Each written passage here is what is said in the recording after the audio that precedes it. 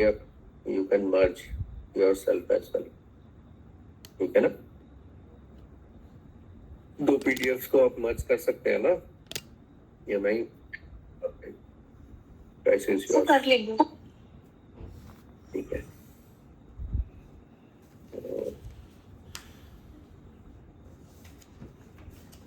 Leave account पे कोई doubt तो नहीं रहा था? No sir.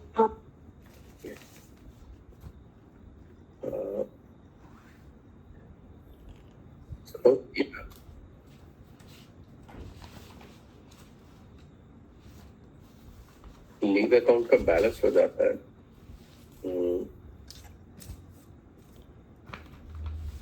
से 286।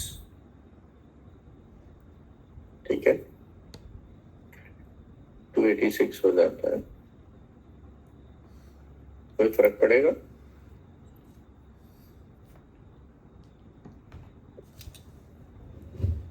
नहीं, कोई फर्क पड़ेगा?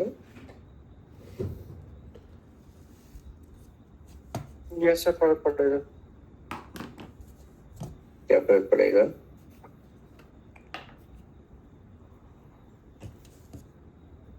सर शायद 300 नहीं होगा, वो 15 का ब्लॉक अलग रहेगा सर।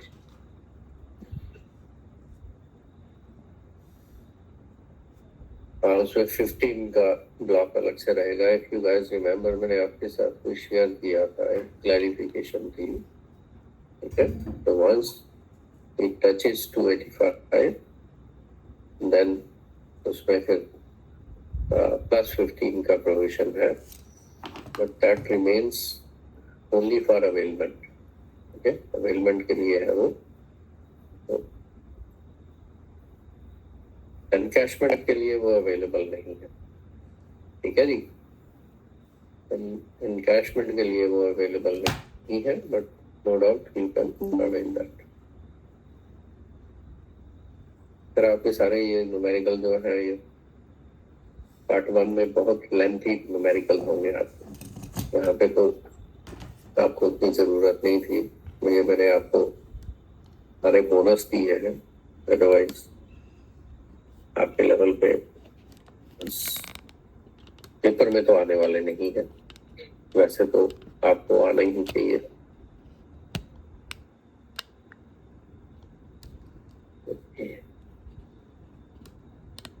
तो what we do,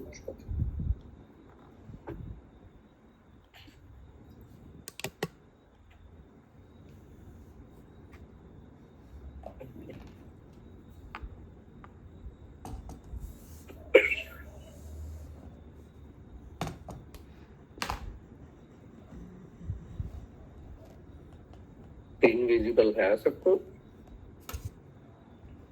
ji sir. Ji, screen okay. तो हाफ पे लीव, आई थिंक कल जैसे हमने अकाउंट बनाना सीखा था, ठीक है, तो हाफ पे लीव अब आपको पूरा आइडिया है ही है ना कि 20 डेज जो है वो कंप्लीटेड ईयर ऑफ सर्विस पे क्रेडिट होगी। प्राइवेट अफेयर्स पे भी दी जा सकती है, मेडिकल सर्टिफिकेट पे भी दी जा सकती है। ठीक, लेकिन अगर कोई परमानेंट नहीं होगा या काफी परमानेंट नहीं होगा, अभी टेम्परेरी है, तो दैट केस ग्रांट हो सकती है, but the authority who is granting it, they must be very sure that the person will come back after availing this leave. Half पे लीव के साथ ही कम्यूटेड लीव भी होती थी, तो कम्यूटेड लीव में फर्क क्या पड़ रहा था? डबल डिडक्शन, डबल होती है। तो उसमें डबल की डिडक्शन हो। ठीक है, उसके अलावा एक्स्ट्रा ऑर्डिनरी लीव की भी हमने न्यूमेरिकल में थोड़ा सा रेफरेंस लिया था ना हमने, if you guys remember. Extra ordinary उसमें दो केसेस हमने डिस्कस किए थे, एक था विद मेडिकल सर्टिफिकेट, एक था विदाउट मेडिकल सर्टिफिकेट। तो मेडिकल सर्टिफिकेट के साथ जो होती थी और जो विदाउट मेडिकल सर्टिफिकेट के साथ होती थी, न्यूमेरिकल के एंगल से क्या फर्क पड़ा था दोनों में?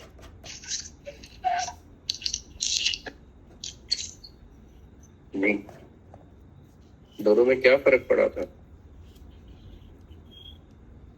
ओके, पहले हम L&D की बात कर लेते हैं। UL तो हमने डिस्कस कर लिया था।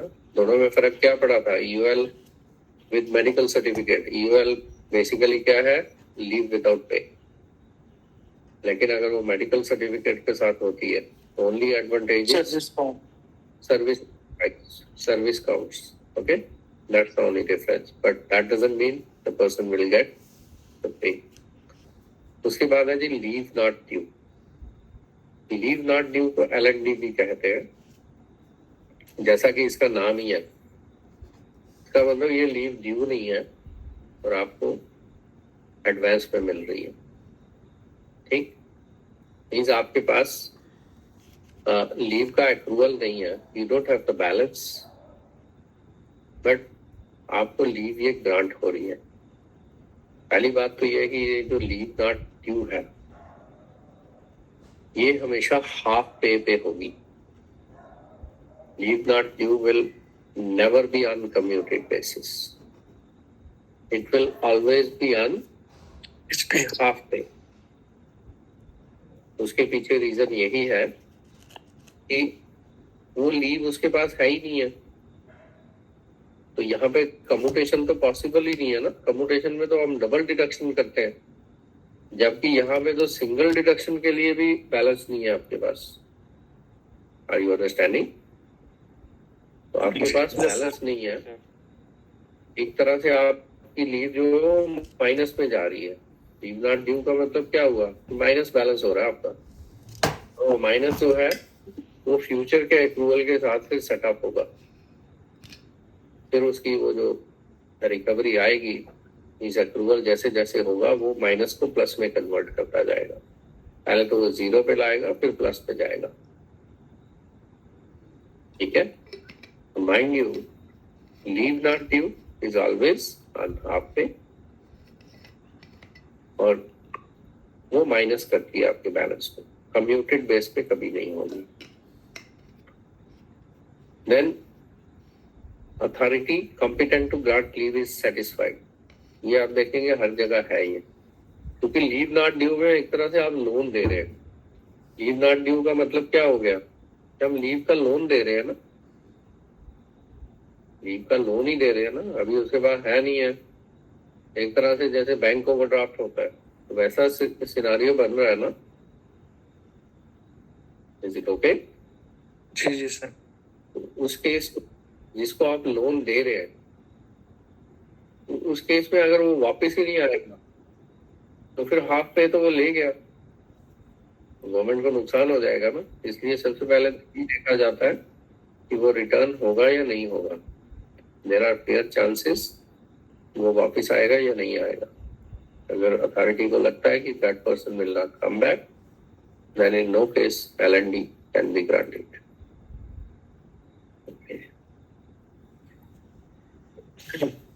उसके बाद leave not due shall be limited to half pay के लिए। ये हमने ऊपर ही बात की कि हाफ पे लीव पे ही होगा, कम्यूटेशन पे कभी नहीं होगा। अब पूरी सर्विस में कितनी हो सकती है? Limited to a maximum of 360 days, out of which not more than 90 days at a time, and 180 days in all may be allowed, otherwise than on medical certificate. Means medical certificate के अलावा अगर वो लेनी है तो एक instance में maximum है 360, एक इंस्टांस में 90 दिन से ज्यादा नहीं हो सकती। ठीक, और 180 इन ऑल मेडिकल सर्टिफिकेट के अलावा है ये, means other than medical certificate. Medical certificate पे होगी तो फिर उस केस में ये 90 और 180 वाला नहीं आएगा। ओके, मेडिकल पे इसको 360 डेज मिलेंगे बराबर। हाँ, मतलब एंटायर सर्विस में जो है उसकी लिमिट है 360, ठीक है, other than medical certificate, other than medical certificate. It means for other reasons. At a time, not more than 90 days and in totality 180. ठीक है जी। उसके बाद डेबिट किसको होनी है? ये तो डेबिट होनी है ये हाफ पे लीव को ही। और कौन सी हाफ पे लीव को होनी? आज तो है नहीं उसके पास, नहीं है ना। आज होती तो फिर लीव नॉट ड्यू का कॉन्सेप्ट ही नहीं आता। फिर तो या तो हाफ पे लीव लेते या वो कम्यूटेड लीव लेते। तो आज की डेट में उनके पास लीव है नहीं, इसीलिए इसको LND बोला जा रहा है। तो ये जो डेबिट होगी ये फ्यूचर एक्रूवल्स के अगेंस्ट डेबिट होगी। आज इसको डेबिट करने के लिए हमारे पास बैलेंस नहीं है, तो फ्यूचर में जो एक्रूवल होगा तो उसको हम डेबिट करेंगे। मीन्स वो आने वाला जो है उसके अगेंस्ट सेटअप होगी ये, ठीक है ना। अगर किसी आदमी को लीव नॉट ड्यू ग्रांट हुई हो और उसके बाद वो सर्विस से रिजाइन कर देते हैं या वो VRS ले लेते हैं, ओके, तो उस केस में जो रिजाइन उन्होंने किया या जो उन्होंने VRS लिया, उस केस में जितनी भी लीव सैलरी उन्होंने ली होगी वो रिकवर हो जाएगी, ठीक है, वो वापस हो जाएगी, क्योंकि उन्होंने लोन लिया था एक तरह से। He got the loan of leave and he got paid for that. आप पे तो उनको मिली थी, तो उस केस में फिर उनको वापस करनी पड़ेगी, वो रिकवरी हो जाएगी। लेकिन यहाँ पे एक्सेप्शंस है कुछ। एक्सेप्शन का मतलब ये है कि by the way ill health हो जाती है उनकी, ठीक, या अनफॉर्चुनेटली डेथ हो जाती है, ठीक है, या गवर्नमेंट उनको रिटायर कर देती है। समझ में आ रहा है? 3 सर्कमस्टांसेस हम डिस्कस कर रहे हैं। वन इज इल हेल्थ, जिससे वो इनकैपेसिटेट हो गए। दूसरा, उनको प्रीमेच्योर गवर्नमेंट ने रिटायर किया। तीसरा, उनकी डेथ हो गई। उस केस में भी रिकवरी नहीं होगी, ठीक है, उस केस में रिकवरी नहीं होगी। और कुछ इलनेसेस है जिनकी वजह से मीन्स अप टू 360 डेज के दी जा सकती है। तो कौन सी है? वो लाइफ कंज्यूमिंग है, TB है, लेप्रेसी है, कैंसर है, मेंटल इलनेस है। उस केस में 360 तक ये दी जा सकती है। देन EOL का जैसे हमने जिक्र किया था, तो पहली बात तो यह है कि EOL का मतलब होता है लीव विदाउट पे। अभी तक जितनी भी लीव हमने डिस्कस की सब में पे तो थी ना, चाहे हाफ थी चाहे पे थी उस पर। लेकिन एक्स्ट्रा ऑर्डिनरी लीव जो है that means leave is without pay, you will not get pay. Count करने का हमने अभी जिक्र किया था कि क्वालिफाइंग सर्विस में विद मेडिकल सर्टिफिकेट वाली EOL काउंट हो जाएगी, but in no circumstances the person will get pay for that EOL। अब इसमें लिमिट क्या है? परमानेंट के लिए तो ये लिमिट्स उस तरह से रेलिवेंट नहीं है, but the person who is not permanent or quasi permanent, means वो टेम्परेरी पोजीशन पे है, उस केस में लिमिट्स है इसकी। लिमिट्स क्या है? Up to 3 months without a medical certificate. 3 महीने तक दी जा सकती है without medical certificate. Then up to 6 months where the government servant has completed 1 year's continuous service। कासी परमानेंट तो नहीं है ना, परमानेंट भी नहीं है। 1 साल की सर्विस हुई है, ठीक, उनको अप टू 6 मंथ्स दी जा सकती है। ठीक है जी, including 3 months extraordinary leave and his request for this is supported by medical certificate. अगर मेडिकल सर्टिफिकेट है, विदाउट मेडिकल सर्टिफिकेट कितना है, 3 months, और अगर मेडिकल सर्टिफिकेट है तो फिर आपको 6 months। जी क्लियर है? सर्विस कितनी होनी चाहिए इसमें? 6 months के लिए 1 year की कंटिन्यूअस सर्विस होनी चाहिए। अब अप टू 18 months भी है, वो भी मेडिकल सर्टिफिकेट पे है, लेकिन वो कुछ डेजिग्नेटेड डिजीजेस है, अंडरगोइंग ट्रीटमेंट फॉर कैंसर और any other disease which is certified by director health services as life consuming और for mental illness. Pulmonary tuberculosis, pulmonary का वही होता है ना, वो सांस की प्रॉब्लम है, ठीक है। तो ये कुछ बीमारियां हैं जिनकी वजह से 18 months तक ही दी जा सकती है, ठीक है, या फिर कोर्स के लिए भी दी जा सकती है। अगर आप एज ए प्राइवेट कैंडिडेट जो है वो कोई कोर्स करने जाते हैं तो उसमें भी 18 months तक का प्रोविजन है। जी, इज इट ओके? जी सर। ठीक है। उसमें 24 months है where the leave is required for the purposes of prosecuting studies certified in this public interest, वो था पीजी के लिए।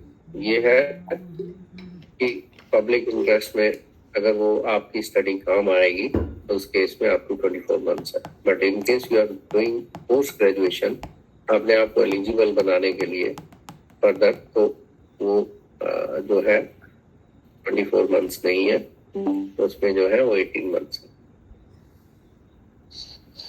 सर इसमें Is that 1 2 clear? वाला इशू नहीं है, ये 1 2 कितनी मिलेगी वो है?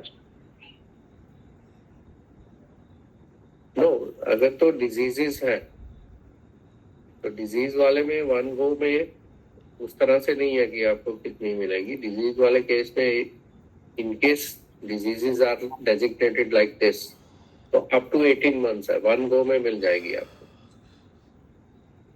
ठीक है। It can be in breaks, it can be in 1 go as well. तो वहां पे 1 go वाला नहीं है, ठीक है। Yes sir. अप टू है 1, अप टू है। उसके बाद है जी लीव प्रेपरेटरी टू रिटायरमेंट। इस केस में क्या है कि मैं रिटायर होने वाला हूं और मैं चाहता हूं कि मैं लास्ट साल जो है वो रिलैक्स करूं, या मैं कोई ट्रांजिशन चाहता हूं अपनी लाइफ। ट्रांजिशन का मतलब ये है कि I am planning for my post retirement life. से मैं कोई प्रोफेशन का कोई बिजनेस डालने का सोच रहा हूँ, उस केस में लीव प्रेपरेटरी टू रिटायरमेंट का प्रोविजन है, इट कैन बी ग्रांटेड, लेकिन मैक्सिमम जो उसमें लिमिट है दैट इज 240 days। और उसमें एक कंडीशन होती है कि जब आपने रिटायर होना है तो उसके 1 दिन पहले आप ज्वाइन करेंगे,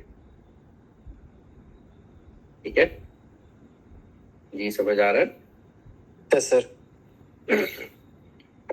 पिछला दिन भी आप लीव में ले सकते हैं, बट जिस दिन आप रिटायर होंगे उस दिन आपको ज्वाइन करना पड़ेगा, क्योंकि आप ज्वाइन करोगे तो रिटायर हो पाओगे ना फिर, अदरवाइज तो लीव में तो रिटायरमेंट नहीं होगी ना, ठीक है। तो ये लीव जो है एक्सटेंड हो सकती है जब आप रिटायर होंगे उससे 1 दिन पहले तक, और सीलिंग कितनी है, दैट इज 240 days। ये अर्नड लीव में से डिडक्ट होगी सर? ऑफ कोर्स होनी तो उसी में से है। इसमें क्या है कि पर्सन खुद चाह रहा है, वो खुद चाह रहा है कि मैं 1 साल का लीव एनकैशमेंट छोड़ दूं और इस 1 साल को मैं यूटिलाइज करूं for my further planning, post retirement life की प्लानिंग के लिए। तो उसको वायबल लगता है वो, कि अगर मैं अभी प्लान करूंगा तो आगे चल के मेरा अच्छा सेटलमेंट हो जाएगा. तो he is foregoing, virtually he is foregoing leave encashment. At least 240 days की तो फोरगो कर ही रहे हैं. ठीक है, 240 डेज की तो फोरगो कर ही रहे हैं. That's it. तो इस केस में क्योंकि तो उनको एनकैशमेंट मिलना था, तो वो तो 300 का मिलना था, और जो होगा, जो बैलेंस उनका बचेगा, उसके हिसाब से उनको एनकैशमेंट मिलेगा.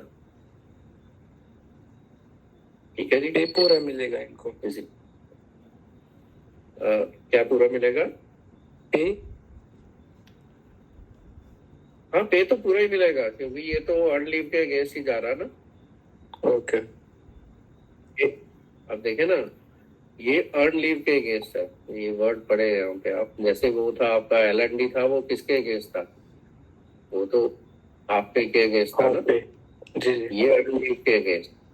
तो इसमें अप टू 240 डेज तक वो अवेल कर सकते हैं. तो मेन आइडिया इसमें यही रहता है, the person feels that it will be good for him. ठीक है, जैसे मैंने VRS ली थी, तो मेरे कोलीग थे, उनकी अभी 1.25 साल नौकरी रहती थी. वो कहते मैंने भी रिटायरमेंट लेनी है, because he is a very good architect. He बहुत चीफ आर्किटेक्ट रहे हैं वो. तो ही थॉट इट प्रॉपर कि कोविड भी था उस समय, उनको थोड़ा हेल्थ इश्यूज भी थे. उनको लगा कि मुझे रिटायरमेंट ले लेनी चाहिए. तो on the same day he also opted. तो डिपेंड करता है कि आप जब ये स्टेप ले रहे हैं, आपको वाइबिलिटी किस में दिखती है. ठीक है ना. तो वो वाइबिलिटी जो है वो देख के ही कोई ये वाली लीव लेगा. लेकिन रूल्स में प्रोविजन है कि आप ले सकते हैं. ठीक है जी, क्लियर. जी जी. अब लीव अकाउंट मैंने इस पे किया था कि ये प्रैक्टिकल के हिसाब से था. तो लीव अकाउंट में कौन कौन सी लीव जो है वो कवर होती है? Only half leave. हाफ पे और कम्यूटेड. बिल्कुल. तो 3 ही लीव्स के लिए जो है वो लीव अकाउंट बनता है. अर्न लीव के लिए, हाफ पे के लिए और कम्यूटेड लीव के लिए. Commuted leave is also part of half पे लीव. ठीक है ना. कम्यूटेशन तो हाफ पे लीव का ही होना है ना. तो virtually leave account is divided into 2 parts. One is earn leave, another one is half पे लीव. ओके. इसीलिए लिखा है आपने, virtually leave account is prepared only for 2 components, earn leave and half पे लीव. Excuse me sir. ये जी sir, ये leave salary को लेकर मुझे थोड़ा डाउट था. जैसे अभी हमने डिस्कस किया कि अर्न लीव के केस में फुल सैलरी मिलती है, तो सर उसमें अलाउंसेस क्या इंक्लूडेड होते हैं? सारे अलाउंसेस उसमें इंक्लूडेड होते हैं? क्योंकि जैसे लिखा होता है ना कि जैसे लाइन लिखी हुई है उसमें, the leave salary during earn leave will be equal to the pay salary drawn by him immediately before proceeding on leave.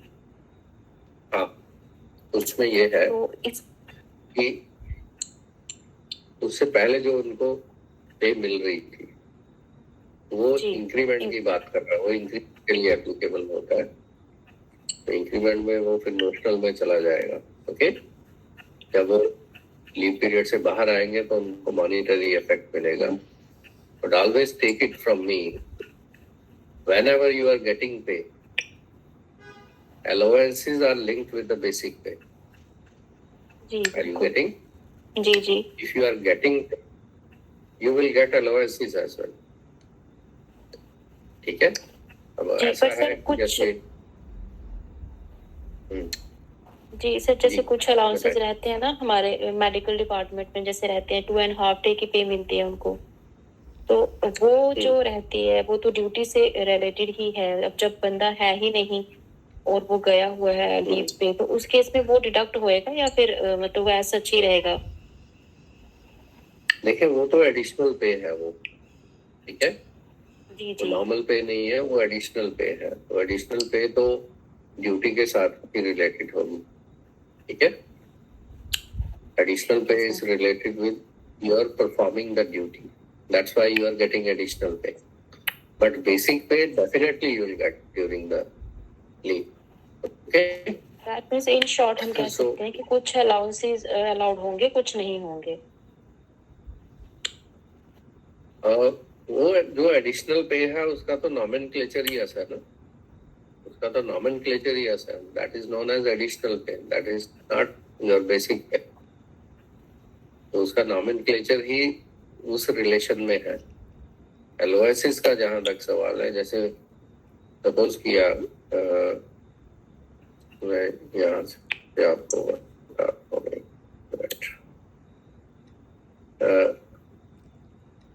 जैसे हमने ये बजट बनाया, ठीक है, यहाँ पे क्या था, एक आदमी सस्पेंशन में था, एक आदमी जो है अंडर सस्पेंशन था.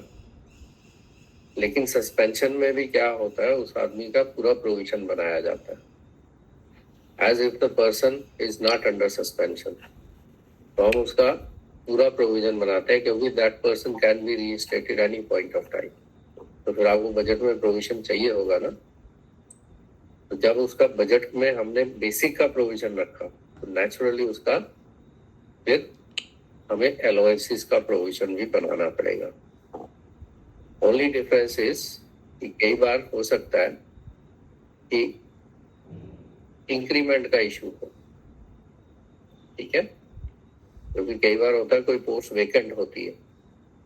अगर कोई पोस्ट वेकेंट हो हमारी, तो उस केस में हमारे पास आदमी नहीं है ना, सामने आदमी नहीं है कि किसको हमने पे देनी है. दैट पोस्ट इज वेकेंट, तो हम उसमें मिनिमम प्रोविजन बनाते हैं, लेकिन उसमें इंक्रीमेंट कभी नहीं डालते क्योंकि पर्सन इज नॉट देयर.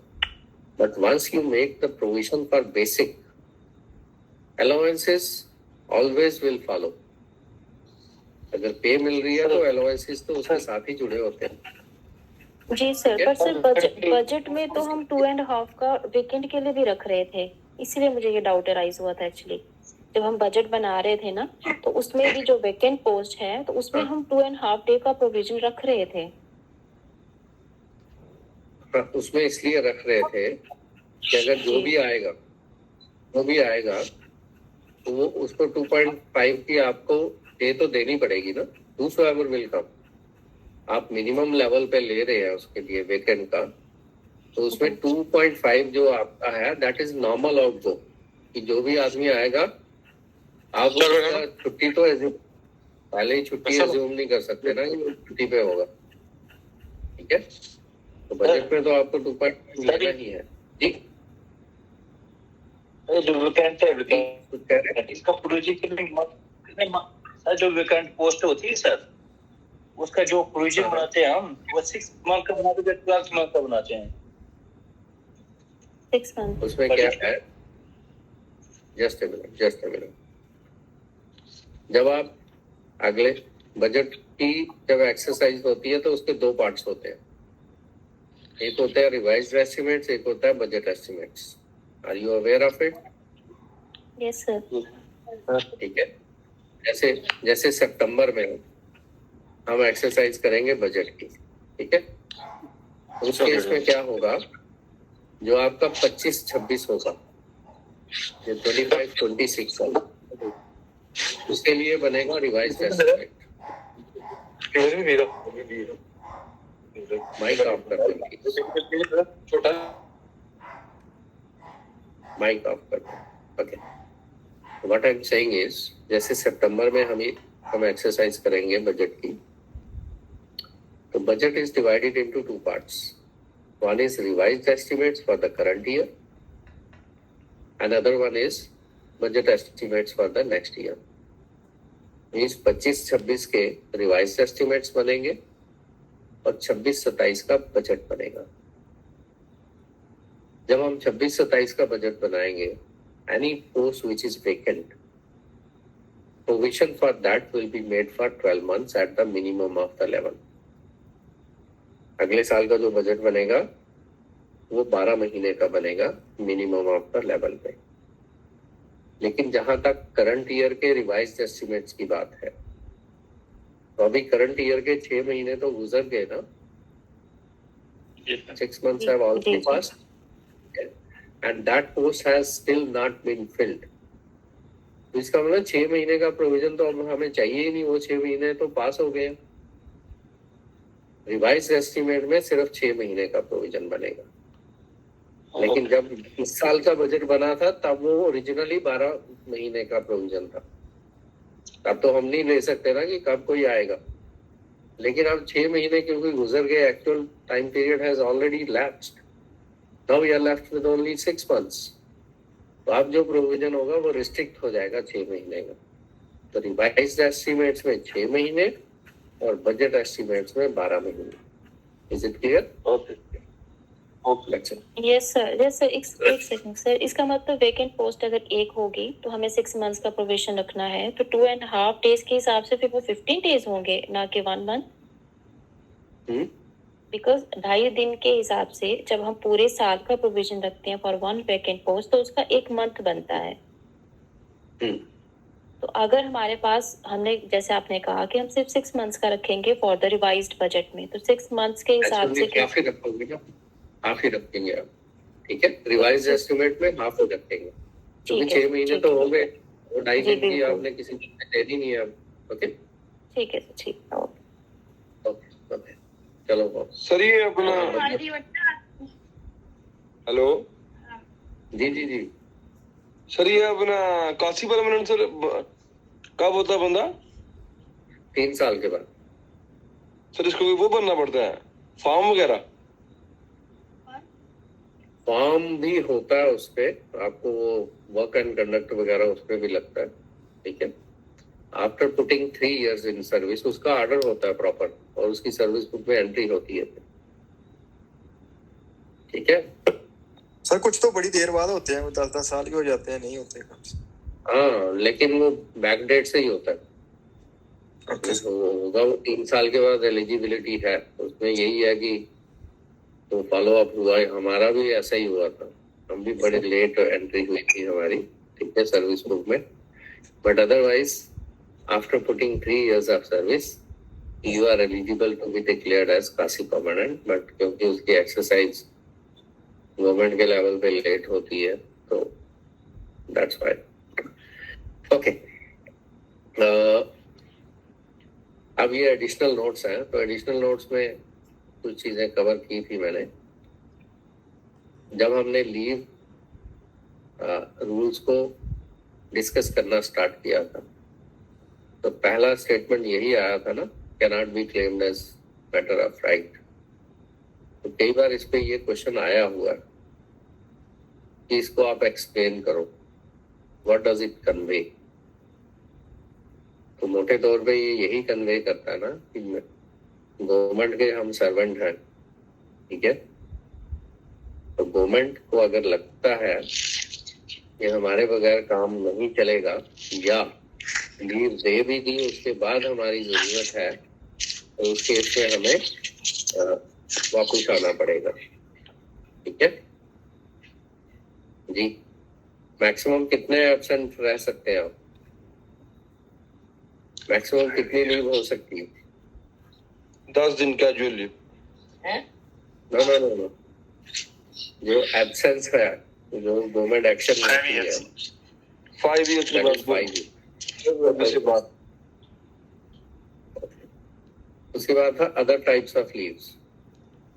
ये प्रीवियस नोट्स में कवर्ड नहीं थी ना, तो इसमें एक तो कैजुअल लीव थी। कैजुअल लीव से आप सब वाकिफ ही हैं कि कैजुअल का मतलब ही क्या हो गया, काला पे सडन हमें जरूरत पड़ गई, ठीक है? कोई भी रीजन हो सकता है उसमें, it can be personal reason, it can be family reason, okay, it can be short term, you can say sickness also, तो वो हो सकती है। टोटल जो इसमें है वो 15 days का है। Then not exceeding 10 days, at a time 10 days, ठीक? कॉम्बिनेशन विद अदर हॉलीडेज हो सकता है, लेकिन उस केस में भी 12 दिन से ज्यादा की एब्सेंस नहीं होनी चाहिए। जो कैजुअल लीव पे है वो एब्सेंट तो है नहीं, उस केस में कोई सर्विस पे कोई प्रॉब्लम नहीं है। अगर कैजुअल लीव एक्सीड हो जाती है तो फिर हम क्या करते हैं जी? अर्न लीव में डालते हैं, ऑन फिर लीव। उसको अर्न लीव के अगेंस्ट सेटअप किया जाता है या फिर हाफ पे लीव के अगेंस्ट सेटअप किया जा सकता है। व्हाटसोएवर इज, से the person is in vacation department और उनकी अर्न लीव है ही नहीं है, तो फिर तो हाफ पे लीव के अगेंस्ट सेटअप होगा। ओके, कम्यूटेड के अगेंस्ट हो जाएगा क्योंकि फुल पे अगर देनी है उनको तो। फिर इसमें यह है कि अगर आदमी कोई ड्यूरिंग द ईयर अपॉइंट होता है तो उस केस में तो 15 दिन का क्रेडिट नहीं होगा ना फिर, ठीक है? फिर 15 दिन का क्रेडिट नहीं होगा ना, नहीं सर।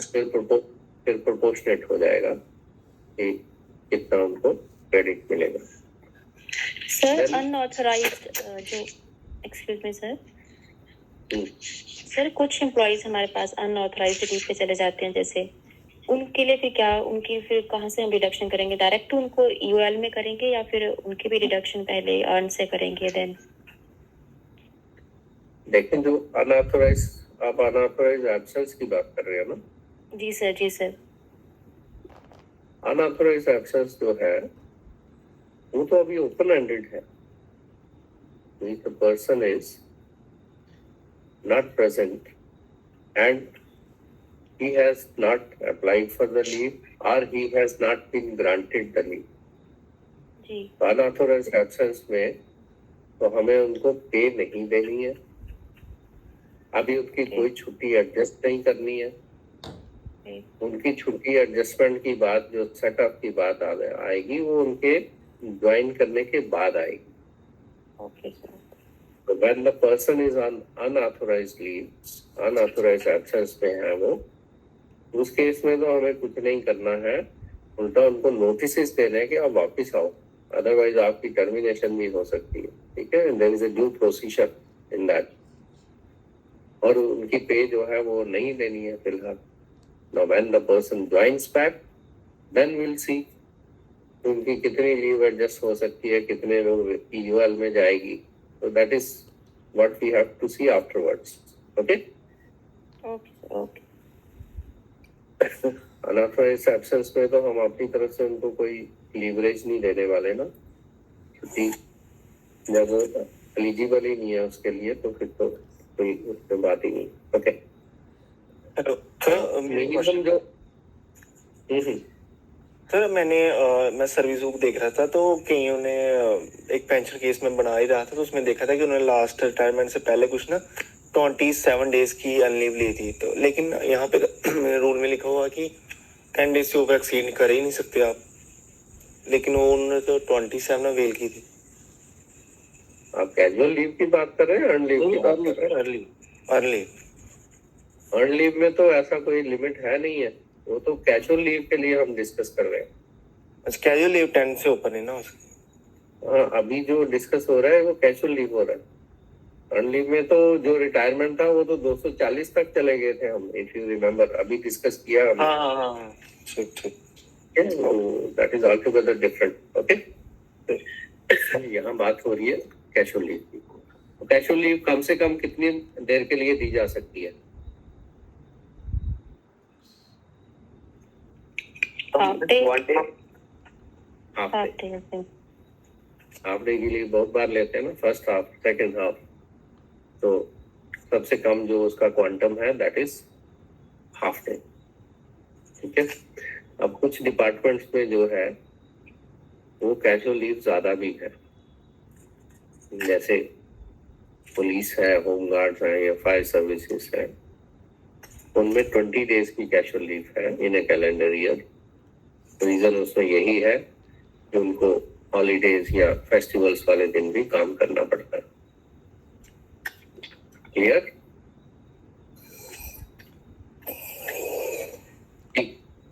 यहाँ तक क्लियर है? उसके बाद है स्पेशल कैजुअल लीव। तो सर अगर हमारा भी अगर पुलिस में, अगर मान लो हम किसी पुलिस डिपार्टमेंट में जा रहे हैं तो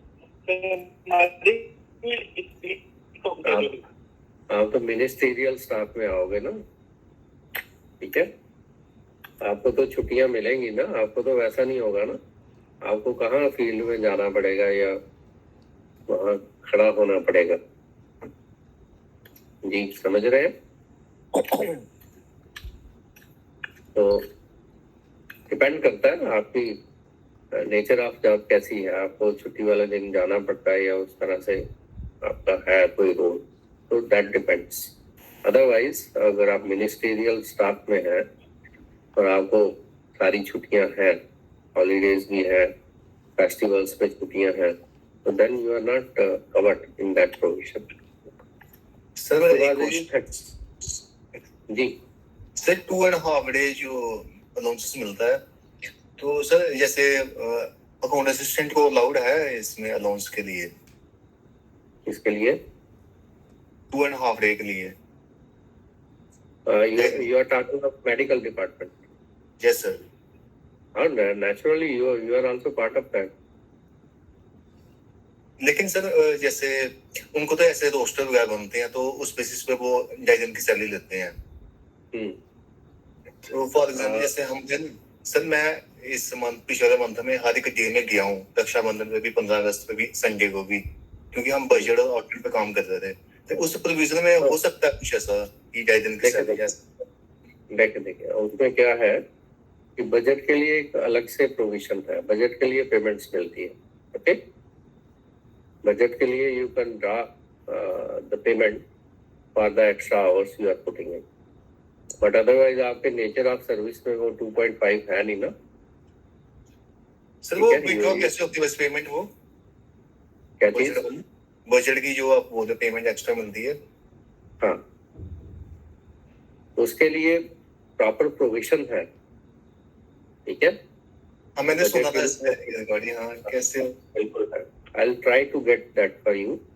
हम लोग ड्राफ्ट किया करते थे, सबको देते थे, मींस दोस्त who are associated with the budget. ठीक है, एक बार तो हमारे एचओडी भी, आईएएस भी ले गए थे, कहते आपने बजट बनाया, मैं भी तो बैठा था। जबकि एचओडी को उस तरह से अलाउड था नहीं, बट कई ऑफिसर होते हैं ना कि वही 4-5 हजार के लिए भी उस तरह से कर जाते हैं। तो we couldn't say no. 10,000 दे रहे हैं जी, तो बजट के लिए वो पेमेंट है जस्टिफिएबल। ठीक है, जस्टिफिएबल है। उसके बाद है जी special casual leave. Special casual leave का मतलब ये हो गया कि कुछ खास तरह के एम्प्लॉइज, कुछ खास तरह के सर्कमस्टांसेस के लिए उनको एडिशनल 30 डेज की स्पेशल कैजुअल लीव जो है वो अलाउ होगी। पहला है for participation as a player in national and international games when the government servant is selected for the same. अब बहुत सारे आप क्रिकेटर देखते होंगे, तो पूरा तो क्रिकेट ही खेलते रहते हैं, लेकिन साथ ही साथ वो किसी ऑर्गेनाइजेशन में भी होते हैं। Are you aware of it? सबको जॉब मिली होती है स्पोर्ट्स कोटा में, बहुत सारे। ठीक है, तो उस केस में वो डिपार्टमेंट को तो छोड़ेंगे ना, फिर जब उन्होंने खेलना होगा तो डिपार्टमेंट को तो छोड़ना पड़ेगा ना उस समय। तो ऐसे केसेस में अगर उन्होंने पार्टिसिपेशन करनी है नेशनल या इंटरनेशनल गेम्स में, तो उनके लिए अलाउड है। Then for participation as an official in any national और इंटरनेशनल स्पोर्टिंग इवेंट, तो एज एन ऑफिशियल वो क्या था, वो था एज ए प्लेयर। और यहाँ पे क्या है, आप कोच है, ठीक है, या आप डॉक्टर हैं, और डॉक्टर से यू आर ए फिजियो। ठीक है, आप फिजियो हैं और उसके साथ आप टीम के साथ जा रहे हैं। जैसे मेरे एक साइकेट्रिस्ट है नॉन में, ही इज ए मुस्लिम, जैसे हज पे जाते हैं तो उनके साथ एक साइकेट्रिस्ट भी जाता है। ठीक है, क्योंकि हर तरह की प्रॉब्लम हो सकती है, कहीं भी आप जाएंगे, तो उनके लिए भी फिर ये प्रोविजन इम्प्लीमेंट हो जाता है। One is for the player and one is for the official. Then for organizing national or international sporting event, अगर आप organizer हैं. Then for participating in meeting or national sports association, means आप इन associations से जो है वाबस्तगी है आपकी और उसमें participation के लिए आप जाते हैं.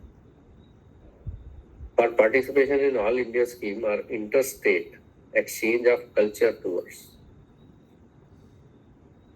अब बहुत बार ऐसा होता है ना कि ये टीम्स जाती हैं कल्चरल प्रोग्राम्स के लिए. जी, कल्चरल प्रोग्राम से मैं एक्टिंग का शौक रखता हूँ and JNK academy of art culture and language, उनको मालूम है कि मैं पार्टिसिपेट करता हूँ ऐसे इवेंट्स में. I have participated in past as well. तो या तो ऑल इंडिया के लेवल पे हो या इंटरस्टेट हो, तो उस केस में जो आपके एक्टर्स होंगे या और अलाइड चीजों को करने वाले होंगे, तो this provision is meant for them as well. जी, समझ में आ रहा है? पर्पस समझ में आ रहा है? Yes sir. सर एक क्वेश्चन है, जो सर अभी फ्लड का इंस्टीट्यूशन हुई थी JNK में, तो सर एक ऑर्डर आया था जो अभी सर ये बारिश के कारण हुई थी ना, फ्लड के कारण उसमें स्पेशल कैजुअल लीव थी वो. हाँ सर, वो सर उसमें था कि असेंशियल सर्विस प्रोवाइड करते हैं डिपार्टमेंट ऑफ इमरजेंसी और मेडिकल डिपार्टमेंट ही उनकी वर्किंग होगी, बाकी डिपार्टमेंट ऑफ रहेंगे. तो सर उसमें कोई ऐसा प्रोविजन है कि उस दिन जो स्पेशल उस दिन गए जब बाकी वाले ऑफ थे तो वो वर्किंग में गए मेडिकल वाले, और कोई असेंशियल नीड सर्विस जैसे फूड एंड सप्लाई में था और मेडिकल वाले में, तो उनमें कोई होते हैं कि उनको एक्स्ट्रा बेनिफिट मिलते हैं पे में? कोई है provision? No no no. Actually मैंने स्पेशल कैजुअल लीव उन्होंने बाकी कैटेगरीज को दी थी. इसका मतलब ये हो गया कि उनको वो कैजुअल लीव अलाउड नहीं थी. ठीक है, तो जब उनको लीव अलाउड नहीं थी, दे आर ऑन ड्यूटी. है ना, जैसे मैंने कैजुअल लीव ली है, मुझे तो उस दिन की पे मिल जाएगी, मुझे लीव भी मिल जाएगी, पे भी मिल जाएगी. लेकिन जो जॉब कर रहा है तो उसको तो लीव नहीं मिलेगी ना, पे मिल जाएगी. ठीक है, एक्स्ट्रा नहीं मिलेगा. That is working day otherwise for them. Okay. Special casual leave not exceeding 10 days may be allowed to an officer of technical department intending to attend professional or scientific conferences. तो technical department में है, ठीक है, से geology and mining department जैसे था हमारा technical department है, या IT का हो सकता है, वो कॉन्फ्रेंसेस को अटेंड करने जा रहे हैं. 10 दिन तक स्पेशल कैजुअल लीव अलाउ हो सकती है.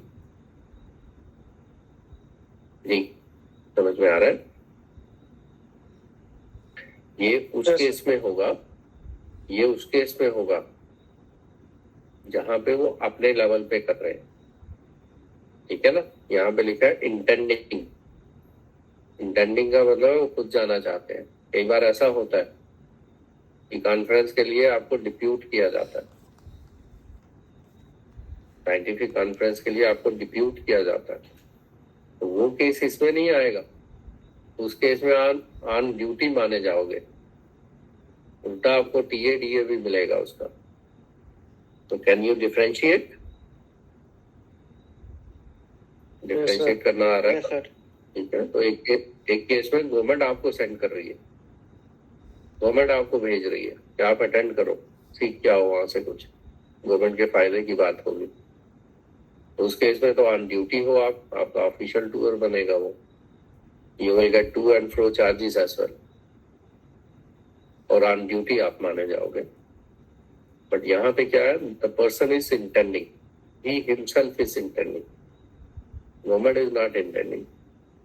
तो उस केस में बेनिफिट यही है कि स्पेशल कैजुअल लीव उनको अप टू 10 डेज जो है वो दी जा सकती है. उतना फायदा हो जाएगा, बाकी खर्चा उन्होंने अपना खुद ही करना.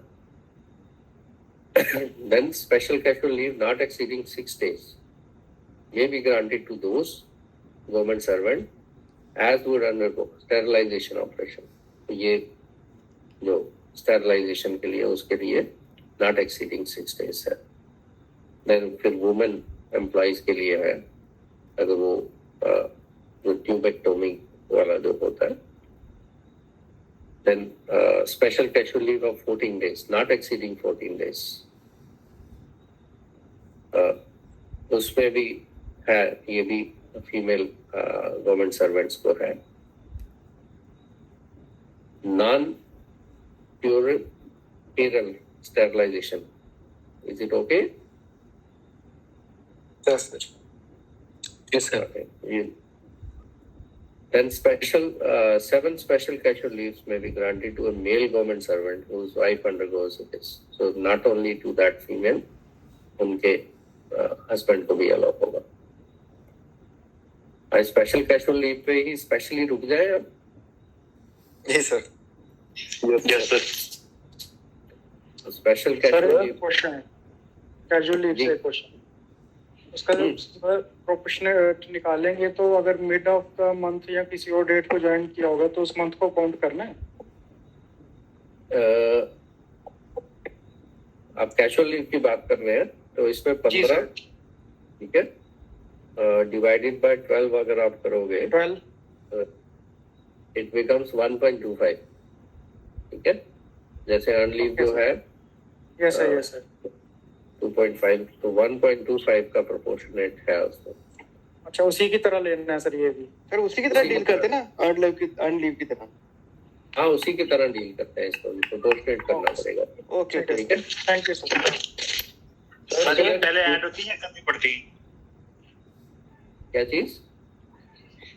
अगर कोई ज्वाइन करता है उससे ऐड हो जाएगी जो पेंडिंग इस साल के एंड तक ये casual No. It is earned on monthly basis. ठीक है, वो पूरे साल के लिए है. वो पहले दिन ही क्रेडिट नहीं होगा उसका. ठीक है, वो जैसे जैसे आपकी सर्विस चलेगी वैसे वैसे आप उसको एक्रूव करेंगे. गेटिंग? सर ये casual leave sir monthly basis पे होती है ये ऐड? हाँ जी, ये कैजुअल लीव की बात कर रहे थे. मैं ये बात कर रहा हूँ कि when you are joining the service, मैं उसकी बात कर रहा हूँ. उसके बाद तो 12 उसके बाद तो है ही आपके पास 12 दिन की ना. ठीक है, उसके बाद तो है ही, कैलेंडर ईयर बेसिस पे आप 12 डेज ले सकते हैं. I am talking of a scenario when you are joining the service. वो ऐसा नहीं होगा कि पहले दिन ही आप ले लें. ठीक है, गेटिंग? आपका कैलेंडर ईयर के हिसाब से बनेगा proportionate value. Definitely you can avail that, but that doesn't mean कि आप पहले दिन ही उसको अप्लाई करेंगे तो आपको मिल जाएगी. That is not the case. ठीक है. सर एक क्वेश्चन है. सर जब हमने डैड में ज्वाइन किया था, वो किया था हमने 24 को. 24 से हम मतलब वहाँ पे मतलब अकाउंट असिस्टेंट बन गए हैं लेवल 5 में completion of next year of training से. जो हमारा पोस्टिंग ऑर्डर आया था वो 7 जुलाई को आया था. मतलब 14 डेज का उसमें डिफरेंस है. मतलब अभी हम 1 जुलाई को हमें 15 डेज अर्न लीव क्रेडिट होंगे.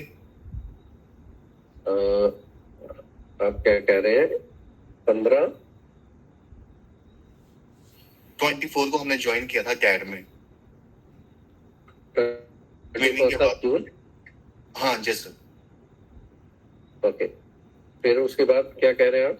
उसके बाद जो पोस्टिंग का ऑर्डर आया ना, जो हमें डिपार्टमेंट्स मिले, ऑफिस मिले हुए हैं, वो आया था 7 जुलाई को. आपको जुलाई ऑनवर्ड्स पूरा क्रेडिट मिलेगा. ठीक है, 15 डेज मिलेंगे या 2.5 दिन मिलेंगे? नो 15 डेज नहीं मिलेंगे, प्रोपोर्शनेट मिलेगा. आपको हाफ मिलेगा. 6 महीने तो हो गए ना आपके. Are you getting? मेरा कहने का मतलब ये कैलेंडर ईयर बेसिस पे होता है ना. कैलेंडर ईयर बेसिस पे आपको 15 दिन की लीव, कैजुअल लीव मिलती है. लेकिन आपका तो साल एक तो पहले ही चला गया ना, आपको उसका हाफ मिलेगा, 8 डेज. Is it clear? मुझे लगा था जैसे 24 जून है ना, तो उस दिन से हमारी सर्विस काउंट तो पहले से ही होगी ट्रेनिंग के टाइम से भी, अगर फर्स्ट अटेम्प्ट में हम एसीसी क्लियर करते हैं। लेकिन अगर जैसे 24 जून को हम जैसे अकाउंट असिस्टेंट बन गए हम, तो तब से हमारी जो देखें 24 को कोई कंप्लीटेड मंथ आपका हुआ नहीं ना। Yes sir, that is not completed month. तो कंप्लीटेड मंथ आपका जुलाई से स्टार्ट होगा ना। Yes sir, That's it. So you will get half credit for the casual leave. उसके बाद आपका जो है वो पूरा चलेगा फिर साल का। ठीक है? क्या चीज? सर लीव नॉट ड्यू में जो एक क्लॉज था ना 360 डेज मैक्सिमम और 90 days in one go, sir वो वाला फिर से एक बार एक्सप्लेन करते हैं। हाँ, उसमें क्या था? उसमें था वो मेडिकल सर्टिफिकेट वाली बात थी ना। Yes sir. उसमें मेडिकल सर्टिफिकेट वाली बात थी। You are talking leave not due या UL? Yes sir, leave not due sir, leave not due just a minute. ये वाला सर किसकी बात कर रहे हो? ये सी वाले की बात कर रहे हैं ना? सी वाले की बात कर रहे हैं। Okay, leave not due during the entire service. इस पूरी सर्विस में मैक्सिमम 360 डेज, जिसमें से 90 डेज एट ए टाइम और 180 days in all may be allowed otherwise than on medical certificate. इस मेडिकल सर्टिफिकेट के अलावा अगर हो तो फिर ये सीलिंग है। अगर मेडिकल सर्टिफिकेट होगा फिर ये सीलिंग नहीं है। Are you getting? Other than medical certificate 20 days और 180 डेज का पूरी सर्विस में है 360। ठीक, ओके सर। जिसमें से at a time not more than 90।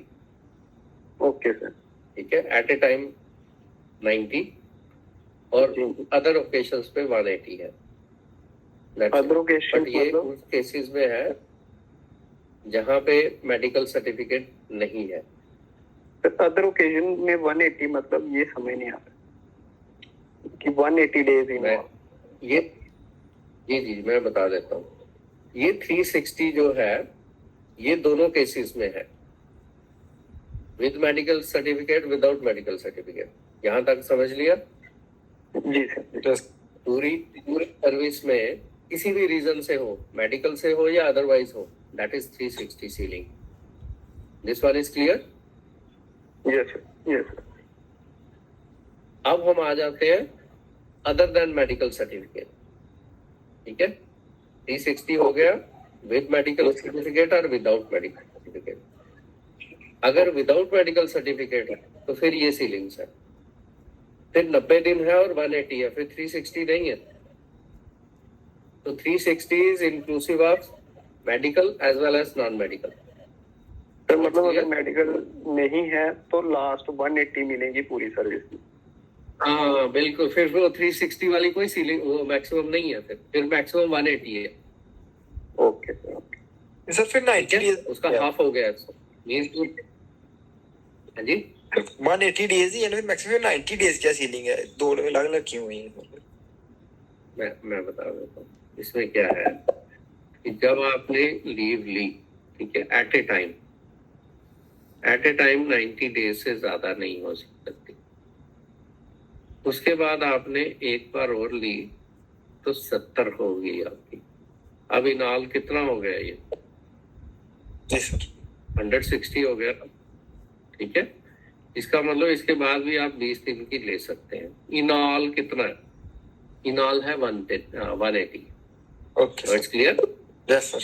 At one point of time, you can go beyond 90, and in totality, you can't go beyond 180. So it's clear? Yes, समझ में आ गया? तो टोटल जो आप L&D ले सकते हैं पूरी सर्विस कैरियर में, that is 360, irrespective of the fact whether it is on medical certificate or not with the medical certificate. लेकिन अगर विदाउट मेडिकल सर्टिफिकेट है तो फिर आप एट ए टाइम 90 और 360 का हाफ है, फिर ओवरऑल 180 से ऊपर नहीं जा सकते। तो 180 से ऊपर अगर जाना है तो फिर मेडिकल सर्टिफिकेट का प्रोविजन के साथ ही आप जा सकते हैं। नॉट क्लियर और not? Yes sir. Is it clear?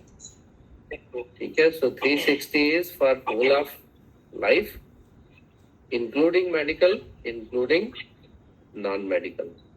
और मेडिकल के अलावा अगर है तो फिर हाफ हो जाता है 180 और at a time not more than 90। Sir medical के साथ वन गो में 360 ले सकते हैं? ले सकते हैं अगर जस्टिफिकेशन हो तो। ठीक है। कई बार ऐसा रीजन होता है ना कि आई हैव सीन FACO ही थे वो, एग्जैक्टली मुझे नाम नहीं उनका याद आ रहा। He was having a unique skin problem. तो बहुत देर तक वो घर पे ही रहे थे। ठीक है। In that case, it was going beyond means 360 even. तो रीजन हो सकता है, मेडिकल रीजन उस तरह से हो सकता है। ठीक है। तो 360 जो है वो मैक्सिमम है। जी सर हम CL लेके सर कुछ अगर हमें टूर्नामेंट भी खेलनी है, मैच वगैरह खेल सकते हैं ना? 1-2 दिन खेलना होगा तो बीच में। हाँ, CL तो आप ले ही सकते हैं, CL आप ले सकते हैं, लेकिन जैसे पार्टिसिपेशन करनी है आपने नेशनल लेवल पे या इंटरनेशनल, फिर स्पेशल कैजुअल लीग आपको मिल सकती है। नहीं सर, नेशनल आप ले ही सकते हैं ना, डिस्ट्रिक्ट लेवल पे सर खेलते हैं टूर्नामेंट, तो उसमें पूछ रहा था। वो हम खेल सकते हैं ना, मतलब कोई इशू तो नहीं ना बनता है? हाँ, नो, कोई इशू नहीं बनेगा, उसको कोई इशू नहीं बनेगा। मतलब खाली हमने वो आराम से मतलब खाली डिटेल डालनी है बस, तो फिर जा सकते हैं खेलने। नेचुरली वो तो है ही है, वो तो है ही। कई बार ऐसा होता है। कपूर साहब क्रिकेट प्लेयर हैं, बहुत अच्छे। बहुत बढ़िया, बहुत बढ़िया। कई बार मैं नजाटी में जैसे क्लास लेने जाता था और मैंने उस दिन की से उन्होंने, वैसे तो वो ऑफिशियली लिखते थे, उन्होंने ऑफिशियली नहीं लिखा और मैं वहाँ क्लास लेने चला गया। तो on that particular day I was on casual leave, there is no stopping. ठीक है। हाँ, अगर डिपार्टमेंट को उन्होंने लिखा तो फिर तो मैं डिपार्टमेंट के लिए ऑन ड्यूटी हूँ, क्योंकि वो डिप्यूट कर रहे हैं मुझे कि आप लेक्चर लेके आओ वहाँ पे। फिर मेरी छुट्टी की जरूरत नहीं है ना मुझे। लेकिन जैसे आप कह रहे हैं तो वो कैजुअल लीव तो मिलेगी आपको, कोई प्रॉब्लम नहीं है उसमें। Okay okay sir, thank you. Sir on leave मिलेगी हमें? अब हम लीव ले लें या सुबह तक फिर लीव ही चलती रहेगी? कल भी क्लास होनी है, आज तो लास्ट क्लास नहीं है ये। Tomorrow again will have a same class. इसी को आगे बढ़ाएंगे हम। ठीक है। Okay sir, thank you. बड़ा अर्जेंट ओके सर। कोई बड़ा पूछ ले जिसको आप वेट नहीं कर सकते कल तक, बात नहीं। Is there something urgent? Urgent है तो पूछ लें, I don't mind. नहीं सर। चलो ठीक है, कल कंटिन्यू करते हैं। अभी लीव्स पे ही है, लीव से लीव नहीं ले रहे हम अभी लीव पे ही है हम। जी सर ऑन लीव हमें मिलेगी? हाँ जी, ऑन लीव मिलेगी आपको, जितना आप एक्रू करोगे उतनी मिलेगी आपको 2.5 के हिसाब से पर कंप्लीटेड मंथ। ठीक है। 1 जुलाई को पहले साल में तो वही आपका देखना पड़ेगा ना, पहले साल में कितनी लीव बनती है आपकी। उसके बाद तो आपको वही क्रेडिट मिलना स्टार्ट हो जाएंगे 1 जनवरी 1 जुलाई। ओके। अभी हमें जुलाई में वो क्रेडिट होगी। अगर आप 1 जुलाई में जॉब में थे तो आपको उस हिसाब से क्रेडिट तो मिलेगा। ठीक है। आप 24 जून से जॉब में थे ना, Yes, sir. 24 जून से जॉब में थे ना, that means on 1 July you are in the job, तो वो 1 जुलाई को आपको क्रेडिट मिल जाएगा, ठीक है। तो सर वो पूरा 15 मिलेगा या मंथ वाइज मिलेगा? देखें, डिपेंड करता है, जब हम लीव अकाउंट बनाते हैं तो हम 1 जुलाई को अगर आप जॉब में हैं तो उस दिन आप क्रेडिट के लिए एलिजिबल हैं, ओके। उस दिन आप क्रेडिट के लिए एलिजिबल हैं because your job started much before 1 July. But आपकी जो लिमिट है वो 6 महीने की ही है ना, तो 6 महीने का आपको क्रेडिट मिलेगा। और लीव अकाउंट कब बनता है? जब आप लीव लेते हैं तभी होता है। लेकिन अगर आप बोलेंगे कि मुझे 1 जुलाई को 15 दिन की लीव दे दो, उस केस में your employer, your immediate boss, they have the choice, they can reject that application for earn leave. Sir पर मतलब 1 जुलाई को तो 15 क्रेडिट हो जाएंगी ना फिर? क्रेडिट हो जाएंगी but leave can not be claimed as a matter of right ना, ठीक है।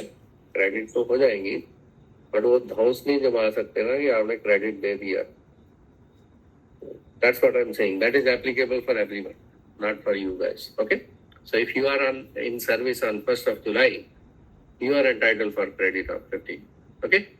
Is that clear? Yes sir. Okay जी, मिलते हैं फिर कल। नहीं तो Okay, sir. सुबह हो गई मेरी। जी, sir. Okay. Thank you.